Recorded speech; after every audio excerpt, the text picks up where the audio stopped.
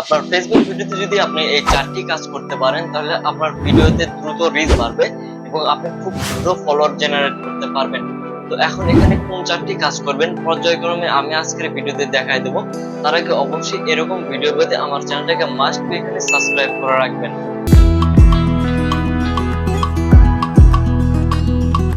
ফেসবুকের ভিডিওতে রিচ পেতে হলে কিন্তু অবশ্যই আমাদেরকে বেশি বেশি রিলস ভিডিও আপলোড করতে হবে। এখানে ফেসবুকের অ্যালগরিদম অনুযায়ী আপনি লং ভিডিও থেকে আপনি শর্ট যে ভিডিওগুলো রয়েছে অর্থাৎ 1 মিনিটের নিচে যে ভিডিওগুলো রয়েছে এগুলোতে কিন্তু ফেসবুক বেশি রিচ প্রদান করে থাকে।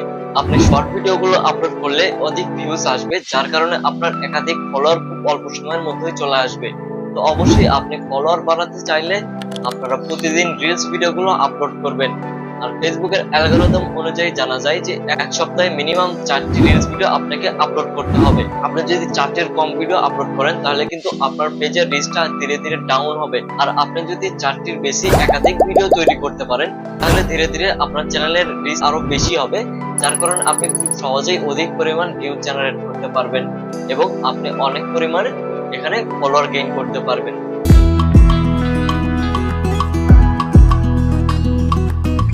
আপনার ভিডিওকে ভাইরাল করার যেটির কোনো বিকল্প নেই সেটি হচ্ছে ট্রেন্ডিং টপিক।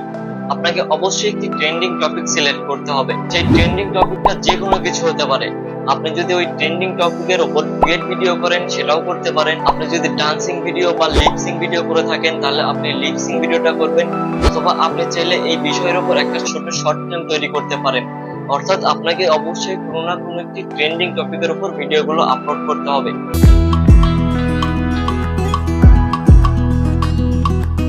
ভিডিও ভাইরাল করার আরো একটি গুরুত্বপূর্ণ মাধ্যম হলো সময়। আপনাকে সঠিক সময়ে সঠিক ভিডিওটা আপলোড করতে হবে। অর্থাৎ আপনি কোন ধরনের ভিডিও তৈরি করেন, আপনার ভিডিওর অডিয়েন্স কারা, আর আপনার অডিয়েন্সরা কোন সময় বেশি অনলাইনে থাকে এই সময়টা আপনাকে সিলেক্ট করতে হবে এবং এই টাইমগুলোতে আপনাকে ভিডিও আপলোড করতে হবে। এখানে আমি যে 4টি কাজের কথা বলেছিলাম এই 4টি কাজ তো আমি বলে দিয়েছি। এখন আপনাদেরকে একটি বোনাস টিপস দিই, যেটা যদি আপনি মেইনটেইন করতে না পারেন কোনোভাবে আপনার ভিডিওগুলো ভাইরাল করা সম্ভব না। এখানে আপনি যেই রিলেটেড ভিডিও তৈরি করেন না কেন আপনার ভিডিও কোয়ালিটিটা হাই কোয়ালিটিতে থাকতে হবে, অর্থাৎ আপনার ভিডিও কোয়ালিটিটা ভালো হতে হবে অন্যদের চেয়ে, তাহলে কিন্তু আপনি ভিডিওতে বেশি ভিউজ গেইন করতে পারবেন।